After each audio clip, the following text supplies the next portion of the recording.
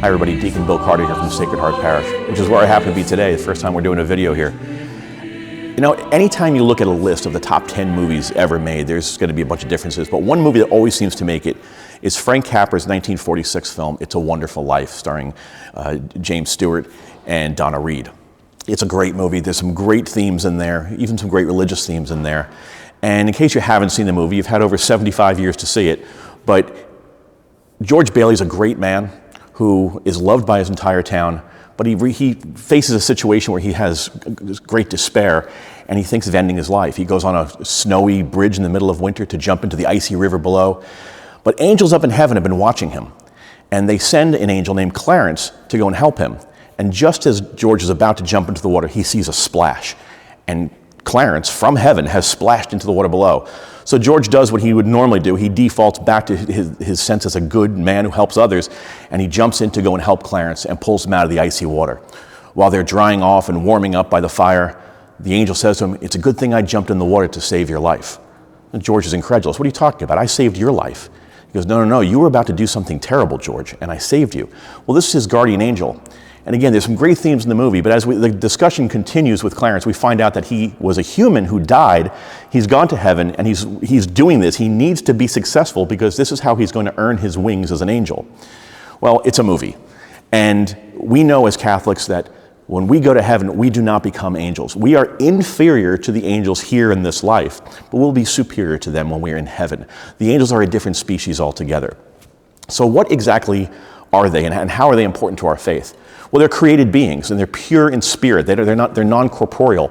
They have free will. They have great intellect. They're immortal, and they enjoy the beatific vision, which means they get to see God face to face, which as long as we have the damage of sin to ourselves, we can't do that. What do? Well, they're messengers and protectors, and we see them in the Bible. In the Catholic Bible, the word angel appears, by my count with my software, 327 times. They're mentioned more in the shorter New Testament than they are in the longer Old Testament, so they become much more important to the Christian faith. And they're messengers and they're protectors, and they announce and they assist humanity. We see Jesus himself, his incarnation was announced by the angel Gabriel. We see that Jesus was also assisted by the angels in his temptation in the desert, and also in his suffering in the Garden of Gethsemane. We believe that they're arranged in choirs. Why do we call them choirs? Because angels are always singing God's praises. And there's essentially 9 ranks. Now everybody seems to agree the lowest 3 are angels, archangels, and dominions, and the highest 3 are from the top down, seraphim, cherubim, and thrones. The middle ones tend to be moved around much. It's not too important, but basically each group of 3 is essentially the proximity these angels have to God, or the proximity they have to humanity. So the angels and archangels are the ones who tend to humanity more. And as we see, especially in the book of the prophet Isaiah, we see that the cherubim and the seraphim are attending to the court of God, the throne of God. We also have guardian angels, as Frank Capra's movie reminds us. We do have our own guardian angel assigned to us at our conception, and we should have a relationship with this angel through our prayer. We should always ask for their intercession. We should always ask for them to help us and guide us and keep us safe.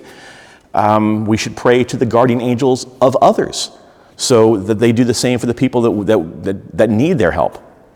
There's also fallen angels. We call them demons. Our scripture tells us that at the dawn of time, at dawn of creation, many of the angels, through their own pride, remember they have free will, so through their own pride, they rebelled against God, and they were led by Lucifer, and they are now fallen angels, and they pursue evil, and those are called demons. So we do pray to the angels. We don't worship them, but we do pray to them the same way that we do pray to saints.